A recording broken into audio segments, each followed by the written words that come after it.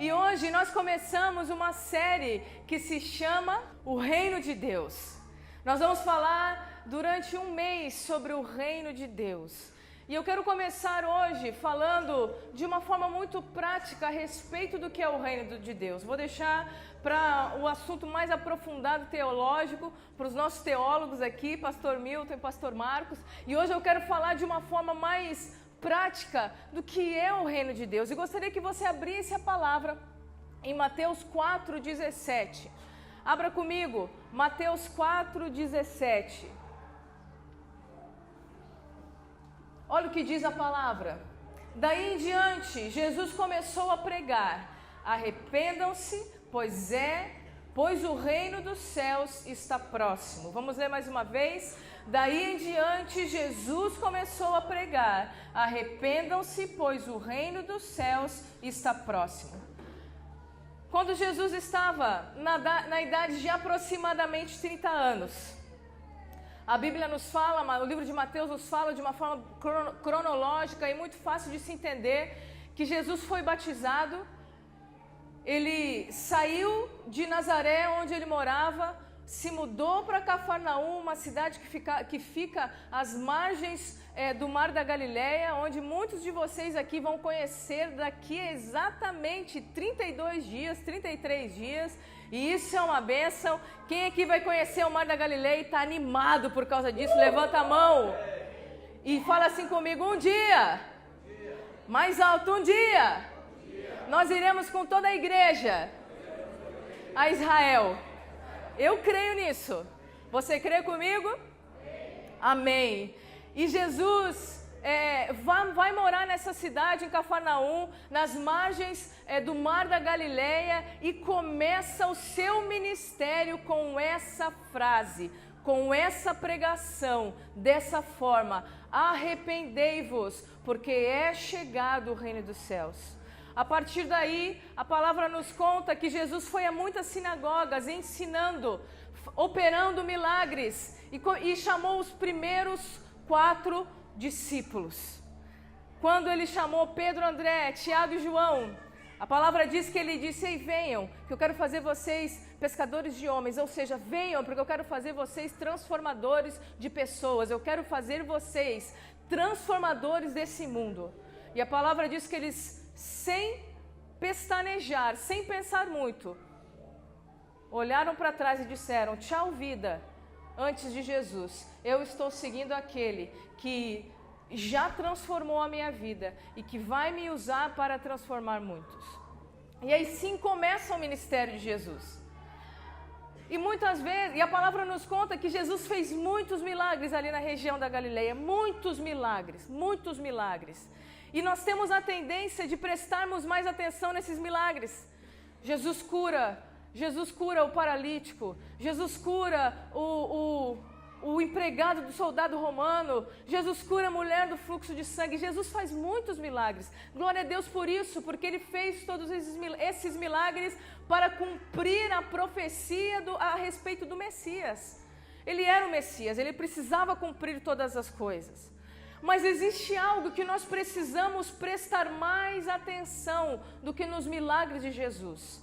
E esse algo que precisamos prestar mais atenção está contido nos ensinamentos de Jesus.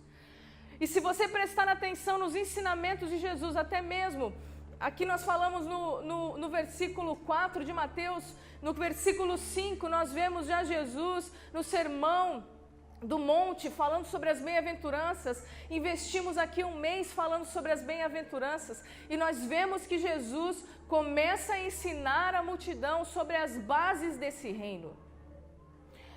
E quando nós falamos de reino de Deus, muitas vezes nós pensamos: mas o que isso quer dizer? Mas por que reino? E eu quero explicar para você de uma forma muito prática, na nossa vida diária, o que isso significa. Primeiro, reino é isso mesmo que você está pensando. Reino é um local geográfico onde existe um rei que governa sobre aquele local, correto? Sim. No reino de Deus também é assim. Existe um rei, eu quero que você abra comigo Mateus 6:10. Existe um rei, a palavra Jesus, quando fez uma oração ao Pai, ele disse assim: venha o teu reino, seja feita a tua vontade, assim na terra como nos céus. O rei que governa com os princípios da sua própria palavra. Então no reino de Deus, o reino que Jesus veio trazer para a terra, existia um rei. O rei que governa e que governa segundo os princípios da sua própria palavra, o nosso Deus.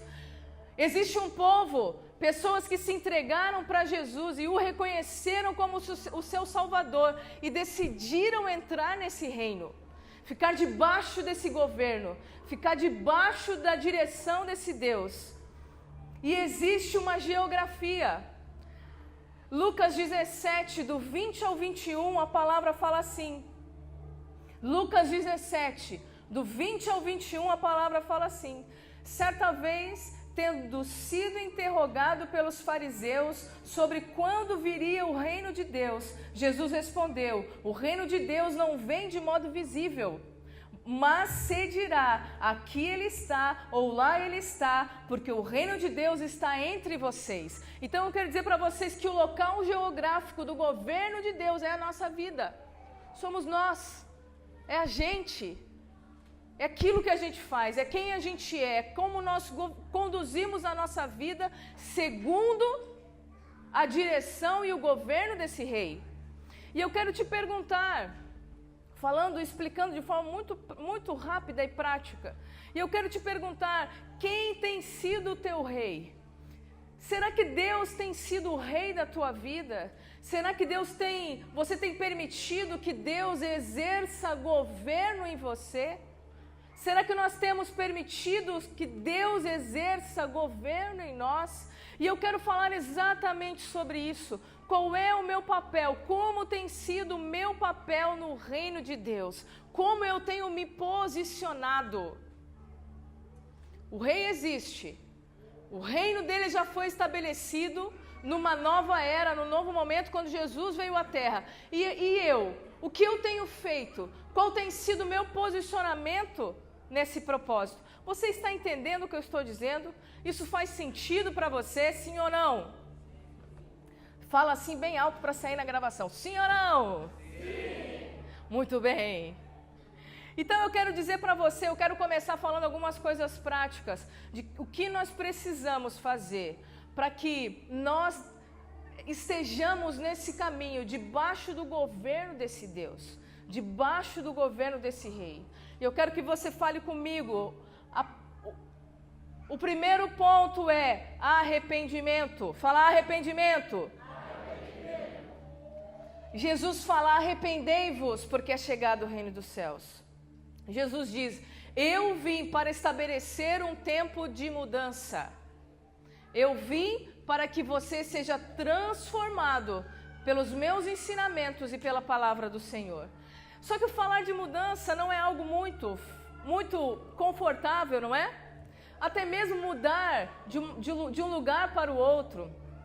Dentro lá do seu trabalho, quem aqui já teve a experiência de ter que mudar de escrivaninha ou de posição de trabalho? É ruim, né?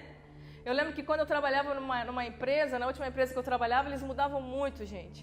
Era muito chato. Aí a gente estava confortável naquele lugar, confortável naquela sala, e aí, não, vamos abrir um novo projeto na empresa e teremos que mudar todo o layout de pessoas. E aí ia lá a gente, pegava, botava tudo dentro de uma caixa, mudava de mesinha. E só o fato da gente mudar de uma sala para outra, de uma mesa para outra, já gerava algum desconforto, sim ou não? Quem já passou por isso? E na nossa vida é assim também. Se Jesus disse arrependei-vos ou mudem, porque é chegado o reino dos céus, ele estava dizendo o seguinte: eu vim para estabelecer um tempo de mudança, não externa, mas interna. Em Mateus 5, do 15 ao 16, eu vou ler só o 16, Jesus fala assim, lá no Sermão do Monte ainda.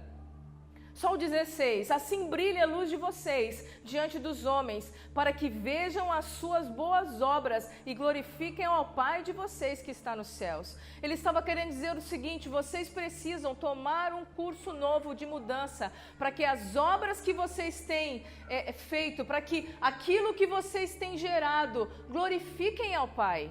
Ou seja, faça sentido com o reino que você precisa estar inserido.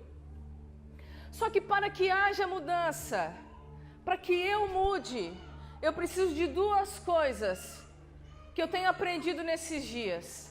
Primeira delas é autoconsciência. Eu preciso ter consciência de quem eu sou hoje. Muitas pessoas não mudam porque não reconhecem quem são, o estado que estão, como elas estão. É muito difícil porque existem tantas coisas, arrogância, orgulho, falta como chama? Autoestima. As pessoas não conseguem, as pessoas não têm mais coragem de olhar para elas mesmas e entender em qual ponto elas estão, como elas estão. Autoconsciência. Será que eu estou, como eu perguntei antes, será que eu estou debaixo do governo de Deus? Será que a minha vida reflete o governo de Deus? E o segundo, eu preciso de autorresponsabilidade. Eu me responsabilizo por quem eu desejo ser. Quem eu sou hoje é responsabilidade minha. Ah, mas Deus me ajuda, Deus me dirige. É lógico que sim. Deus nos ajuda, Deus nos dá direção, Deus nos mostra. Mas o que eu vou fazer com essa ajuda e com essa direção não depende de Deus, depende de mim. Você entende isso? Então, para que haja mudança, é necessário que você comece a refletir sobre a sua autoconsciência. Quem eu sou? Como eu tenho me posicionado nesse reino? Como eu tenho me posicionado nessa vida com Deus? E como eu sou responsável por tudo isso que eu tenho gerado hoje. Foi o que Jesus disse aqui. Assim vocês precisam deixar que a luz de Deus brilhe através de vocês. Para que as suas obras deixem de envergonhar a Deus. Porque ele estava falando com os judeus, com pessoas que já serviam a Deus, com pessoas que já eram entregues ao Senhor. E claro, alguns que viviam na Galileia que eram gentios. Mas Jesus estava dizendo: ei, vocês precisam deixar que a luz de Deus brilhe através de vocês. E vocês precisam deixar que as obras de vocês glorifiquem ao Pai. Segundo, a mudança que eu desejo ver precisa iniciar primeiro em mim. Quando nós falamos em mudança, por isso que eu falei de autorresponsabilidade antes. Quando eu falei de mudança, nós temos a tendência de identificar que é necessária a mudança, identificar que algo precisa mudado, mas quem precisa mudar é sempre o meio que eu estou inserido, nunca eu. Eu estou sempre, eu sou, cara, eu estou, não, imagina, eu tenho tanta visão, discernimento, visão profética, que eu estou enxergando todos os problemas aqui. Estou vendo, tá problemático o negócio, hein? Mas eu não tenho o senso da autoconsciência e quero que tudo mude e eu permaneça o mesmo. Vai acontecer alguma mudança significativa na minha própria vida com o Senhor e no meio que eu estou inserido. Lembre-se que o meio que você está inserido está contido uma pessoa. Fala, olha, aponta para cima. Todo mundo, está contido uma pessoa. Agora pega esse dedinho e aponta para você.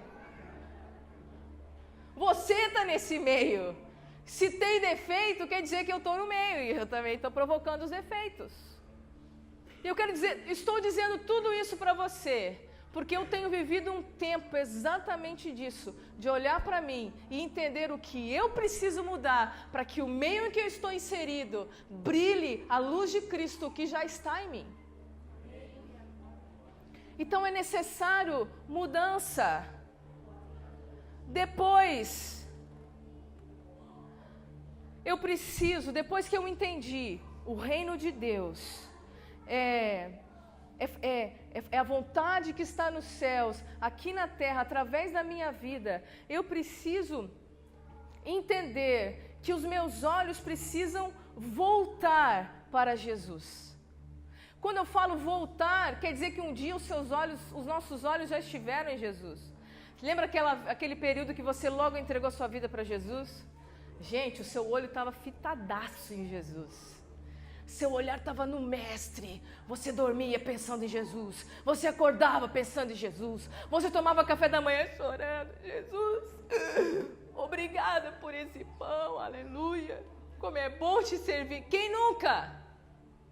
Não é? E tudo a gente via Deus, em tudo a gente via Jesus. Mas alguma coisa aconteceu no meio do caminho. E hoje é um tempo de nós voltarmos os nossos olhos para Jesus. E precisamos seguir o conselho do nosso querido irmão Paulo.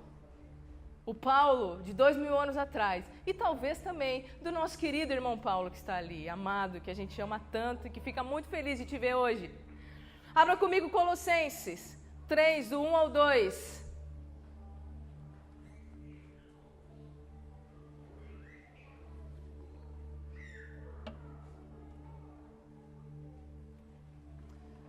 A palavra diz assim: portanto, já que vocês ressuscitaram com Cristo, procurem as coisas que são do alto, onde Cristo está assentado à direita de Deus. Mantenham os pensamentos nas coisas do alto e não nas coisas da terra. Quando os nossos olhos estão voltados para Jesus, isso significa exatamente o que nós lemos aqui, exatamente o que Paulo quis dizer. Eu preciso entender que quando eu estou envolvido no reino, eu preciso entender que eu não posso estar somente envolvido no reino.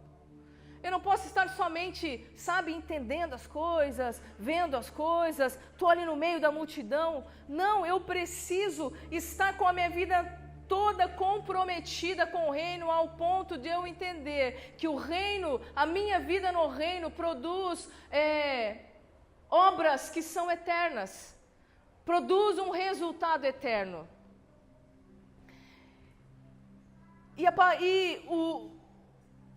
O texto segue, eu quero continuar lendo, do 8 ao 10, que diz assim: mas agora, livrem-se de tudo isto, da raiva, da paixão, dos sentimentos de ódio, e que não saia da boca de vocês nenhum insulto ou nenhuma conversa indecente.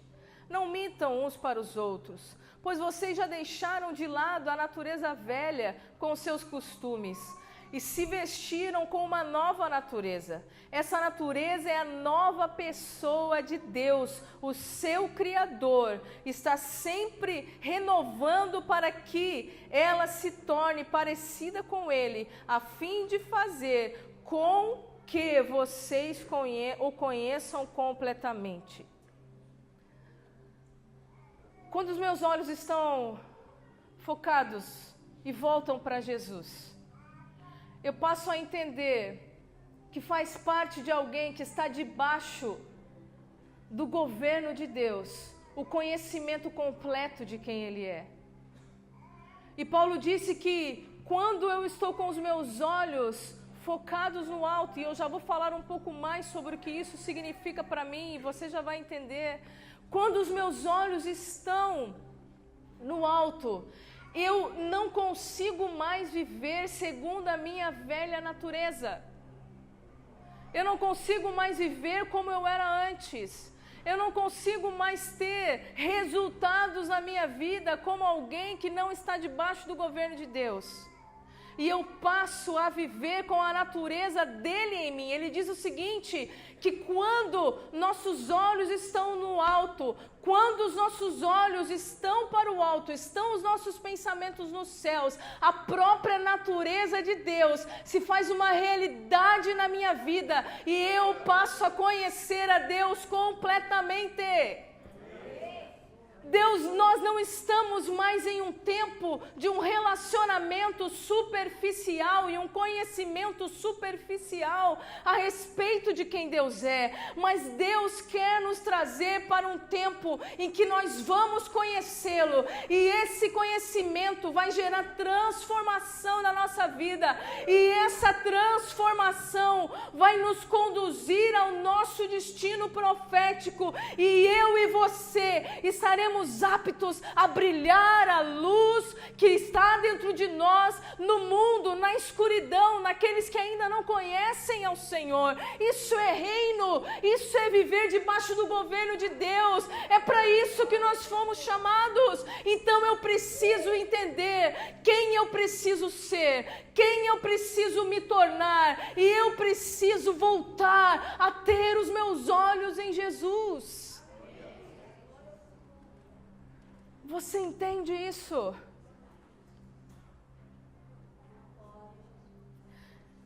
E quando nós entendemos isso, e começamos a olhar para esse versículo, algo vem à minha mente. Embora nós tenhamos muitos planos aqui na terra, e eu quero dizer para você, nós falamos isso sexta-feira com os jovens, quem lembra dos óculos da eternidade? Quando nós estamos com a nossa vida, com os nossos olhos fixos em Jesus, tudo que nós produzimos tem a ver com a eternidade. Quando os nossos olhos estão fixos no alto, tudo que nós produzimos terá um reflexo eterno. Eu sei que eu e você temos muitos sonhos. E eu quero dizer para você que esses sonhos e planos, quando nós entramos debaixo do governo de Deus, tem a ver com uma vontade maior do Senhor para a nossa vida.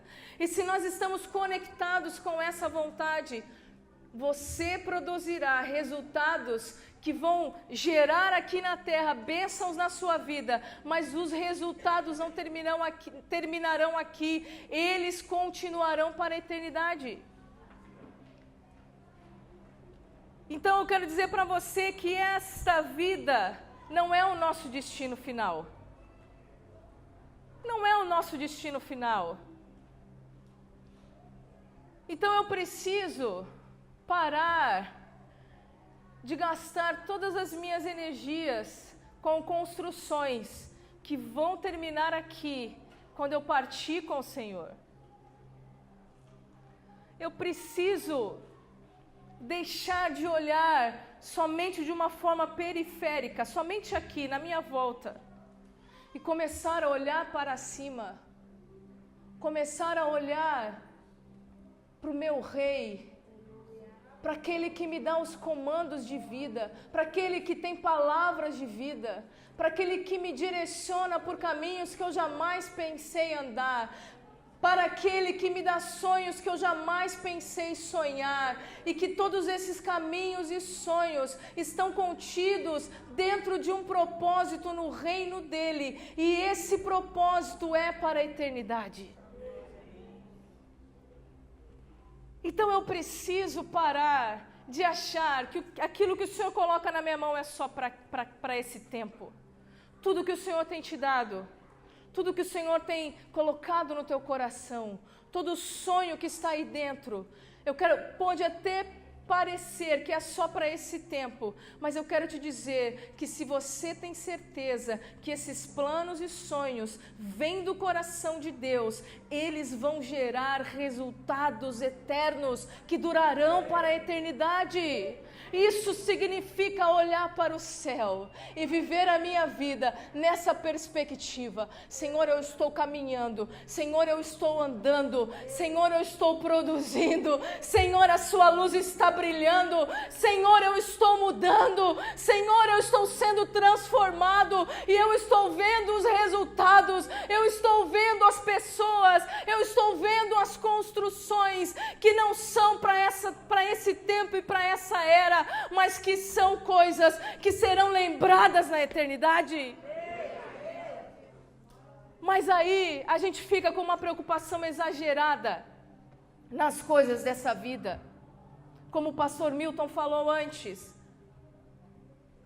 E Jesus falava já sobre isso em Mateus também, no Sermão da Montanha, nos seus ensinamentos sobre o reino.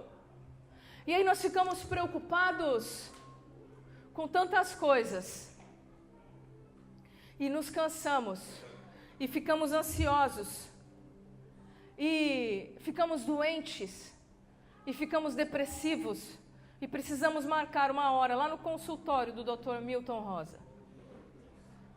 porque a gente já não aguenta mais. A Isaías 40, do 30 ao 31, a palavra do Senhor fala o seguinte: até os jovens se cansam e ficam exaustos, e os monstros tropeçam e caem, mas aqueles que esperam no Senhor renovarão as suas forças, voam bem alto como águias, correm e não ficam exaustos, andam e não se cansam, porque aquele que tem os seus olhos focados, voltados para o alto, vivem conforme aquilo que a palavra de Deus diz. E a palavra de Deus diz isso. Então, siga o conselho de Jesus.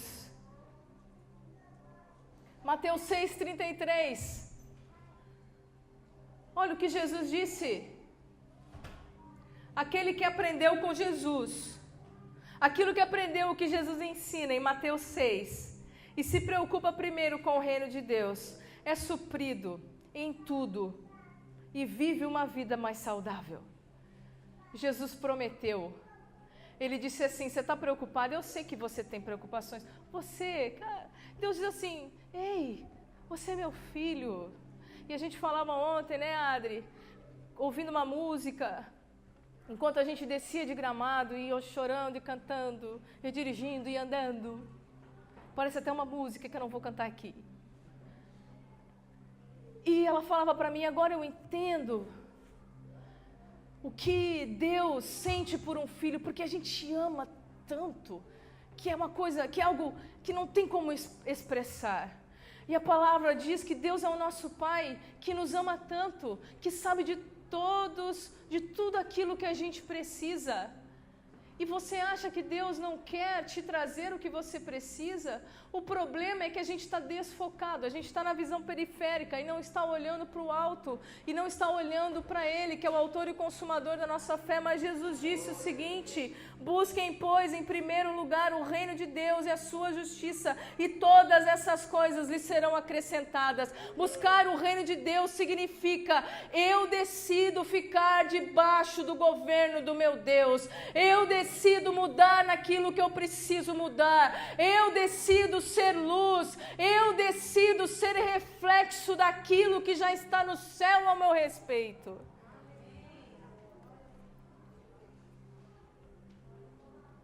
O nosso destino final não é aqui. E eu garanto para vocês que se você se permitir mudar, se você se permitir olhar para si mesmo, identificar que mudanças precisam acontecer em você, assim como eu tenho feito nos últimos meses. Eu quero dizer para vocês que você vai estar cumprindo o que Jesus disse. E você vai ver todas as suas necessidades sendo supridas. Todos os milagres que você tem procurado. Porque Jesus continua o mesmo, Ele ainda opera milagres. Ele ainda faz maravilhas. Ele ainda faz o morto ressuscitar, Ele ainda faz o cego enxergar, Ele ainda faz paralítico andar, Ele ainda pode curar a sua enfermidade, Ele pode fazer, Ele pode abrir uma porta de um emprego melhor, Ele pode abrir a sua mente para você sentir a vontade de estudar que você precisa, para você poder receber uma oportunidade melhor. Ele pode todas as coisas. Ele continua ainda sendo Deus. E continua ainda sendo teu pai, e continua ainda sendo alguém que se preocupa com você. Mas você precisa fazer isso que Jesus disse. Pare de se preocupar. Volte os teus olhos para a eternidade e deixe que Ele cuide de você. É tempo de desenvolvermos uma consciência de reino. É tempo de eu me desenvolver no meu relacionamento com Deus. É tempo de eu me deixar desenvolver no meu ministério no reino. Nós estávamos reunidos e uma pessoa disse assim: o meu ministério não é cantar, não é adorar, não é fazer nada. O meu ministério é amor, é o amor, é amar, é abraçar as pessoas, é sorrir para as pessoas. Que lindo esse ministério. Que lindo que essa pessoa entendeu como ela pode ser útil no reino. E uma pessoa que é assim é mais útil muitas vezes do que a gente que está aqui tocando, cantando, dançando. Então eu preciso me desenvolver no meu ministério no reino. Eu preciso construir edificações eternas. E eu quero terminar lendo 1 Coríntios 3, do 12 ao 14. Olha o que Paulo fala. Se alguém constrói sobre esse alicerce, usando ouro, prata, pedras preciosas, madeira, feno ou palha, sua obra será mostrada, porque o dia a trará a luz, pois será revelada pelo fogo, que provará a qualidade da obra de cada um. Se o que alguém construiu permanecer, esse receberá a recompensa. A minha oração nessa noite é para que eu e você decidamos entrar debaixo do governo desse rei e fazer parte desse reino com a minha vida diária, com a tua vida diária.